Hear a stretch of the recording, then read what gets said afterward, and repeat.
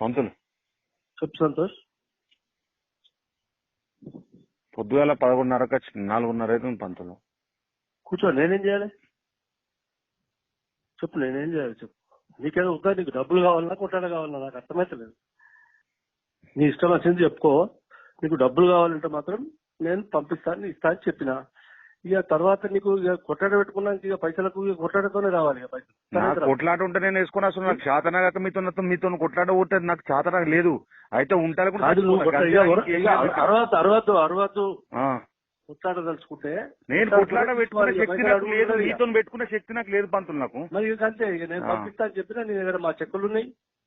చెక్కులు అన్ని డేట్లు అయిపోయినాయి, చెక్కులు కూడా తీసుకొచ్చిన ఈ మధ్య ఇచ్చేస్తా. నాకు ఏమొద్దు, నాకు చెక్కులు ఏమొద్దు. ఇష్టం ఉంటే ఇచ్చిపో, లేకపోతే ఉంచుకో, నీ ఇష్టం. అదే అట్లా అంటే నేను ఏం చెప్తున్నా, ఏం చేయాలి పంతులు?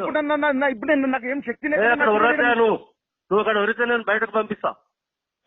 పంపి పంతులు, నీ ఇష్టం అని నేను చెప్తున్నా.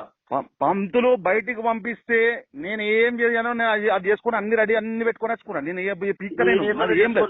నువ్వు అరే నీ అటువంటి వాళ్ళు పోలేడు మందిని చూసినా కదా. సరే పంతులు, ఇప్పుడు ఏమైతుంది కావచ్చు. ఇప్పుడు 2 నిమిషాలలో నేను పంపిస్తాను. నేను 2 నిమిషాలు 10 మందిని తోడి మాది వాళ్ళు వస్తారు, వాళ్ళని నువ్వు తిడతావు, అదొక కేసు అవుతుంది. అర్థమైందా?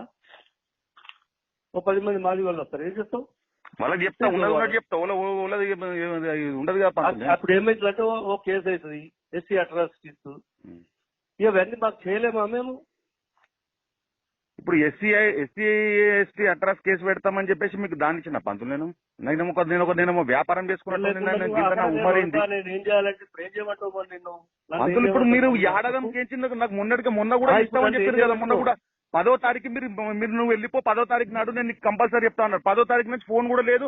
వస్తేనేమో గిట్లా బెదిరిస్తున్నారు, రాకపోతేనేమో గిట్లా ఫోన్ లావట్టారు. ఏం చేయాలి పంతులు నేను? ఇప్పుడు నన్ను ఏం చేయమంటారు?